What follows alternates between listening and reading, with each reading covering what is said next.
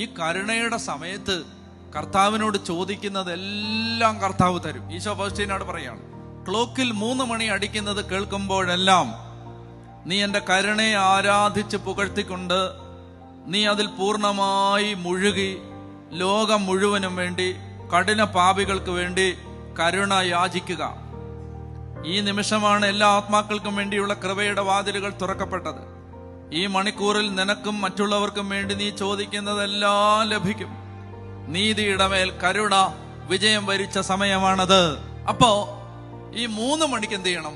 അത് വെളുപ്പിനെയാണെങ്കിലും അത് ഉച്ച കഴിഞ്ഞാണെങ്കിലും 3 മണിക്ക് സമയം അനുവദിക്കുന്നിടത്തോളം എല്ലാം ഒന്ന് ഈ കരുണയെക്കുറിച്ച്, ദൈവത്തിന്റെ കരുണയെക്കുറിച്ച് പ്രാർത്ഥിച്ച്, കരുണയുടെ ജപമാല ചൊല്ലി അല്ലെ കരുണയുടെ പ്രാർത്ഥന ചൊല്ലി നമുക്കും മറ്റുള്ളവർക്കും വേണ്ടി കരുണ ചോദിക്കുക. ചെയ്യാൻ പറ്റുമോ?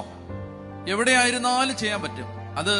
അത് വള്ളത്തിലിരിക്കും, ബോട്ടിലിരിക്കുമ്പോഴാണേലും ചെയ്യാൻ പറ്റും, വീട്ടിലിരിക്കുമ്പോഴാണേലും ചെയ്യാൻ പറ്റും. പറ്റില്ലേ? പറ്റും. എന്നിട്ട് ഈശോ പറയുകയാണ്, ഇനി സമയമുണ്ടെങ്കിൽ നീ കുരിശിന്റെ വഴി നടത്തുക. 3 മണിക്ക് സമയമുണ്ടെങ്കിൽ ഈ കരുണയ്ക്ക് വേണ്ടി പ്രാർത്ഥിച്ചു കഴിഞ്ഞാൽ കുരിശിന്റെ വഴി നടത്തുക.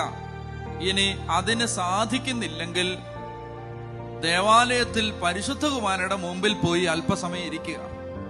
ഇനി അതിനും കഴിഞ്ഞില്ലെങ്കിൽ നീ എവിടെ ആയിരിക്കുന്നോ അവിടെ അല്പസമയം എന്റെ കരുണയെ ആരാധിക്കുക. അപ്പൊ 3 മണി, ഇത് മറക്കരുത്. ചുരുക്കി പറയാൻ പോണ ഈ പറഞ്ഞ കാര്യങ്ങളെ. അപ്പൊ അതുകൊണ്ട് നമുക്ക് ഇങ്ങനെ യേശുവിനെ ആരാധിച്ച് ദൈവകരുണ സ്വീകരിക്കാനായിട്ട് ദൈവം തന്നിരിക്കുന്ന സമയമാണ്. അപ്പൊ അതിനുവേണ്ടി എങ്ങനെ ഒരുങ്ങണം? നിങ്ങൾ ഇപ്പോൾ തന്നെ പൂർണ്ണ കുംഭസാരം നടത്തുക. ചെയ്യാൻ പറ്റുമോ? പറ്റും.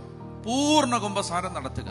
നന്നായി അനുതാപത്തോടെ പാപങ്ങൾ ഏറ്റുപറഞ്ഞ് കുംഭസാരിച്ചതിന് ശേഷം പരിശുദ്ധ കുർബാന സ്വീകരിച്ച് യേശുവിനെ ആരാധിച്ചതിന് ശേഷം ദുഃഖ വെള്ളിയാഴ്ച ആഘോഷമായ കുരിശിന്റെ വഴിയും പ്രാർത്ഥനകളെല്ലാം ഉണ്ടല്ലോ, അതിലെല്ലാം പങ്കെടുത്തിട്ട് ദുഃഖ വെള്ളിയാഴ്ച വൈകുന്നേരം മുതൽ 9 ദിവസങ്ങളുണ്ട്. ആ 9 ദിവസങ്ങൾ ദൈവകരുണയുടെ നൊവേന ചൊല്ലണമെന്ന് കർത്താവ് ആവശ്യപ്പെട്ടിട്ടുണ്ട്. അപ്പൊ നിങ്ങൾ ചോദിക്കും, എവിടെയാണ് ദൈവകരുണയുടെ നൊവേന? ഞങ്ങളുടെ കയ്യിലില്ലല്ലോ. അതും നമ്മുടെ അച്ഛന്മാരുടെ കയ്യിലേക്ക് അയച്ചു കൊടുക്കും. ദൈവകരുണയുടെ നൊവേന അത് പള്ളിയുടെ ഗ്രൂപ്പുകളിലും ഒക്കെ ഇടും. അപ്പൊ അത് കിട്ടുന്നിടത്തൊക്കെ എടുക്കുക. അതിൽ അറിയാത്തവർ അറിയാവുന്നവർക്ക് കാണിച്ചു കൊടുക്കുക, സഹായിക്കുക, എങ്ങനെയെങ്കിലും. ഇനി ദൈവകരുണയുടെ നൊവേന നിങ്ങൾക്ക് പുസ്തകമൊന്നും കിട്ടിയില്ല, ചൊല്ലാൻ പറ്റിയില്ലെങ്കിൽ എല്ലാ ദിവസവും കുറെ കരുണക്കൊന്തകൾ ചൊല്ലിയും കുരിശിന്റെ വഴി നടത്തി ഒരുങ്ങുക. അത് ചെയ്യാൻ പറ്റുമല്ലോ? പറ്റും.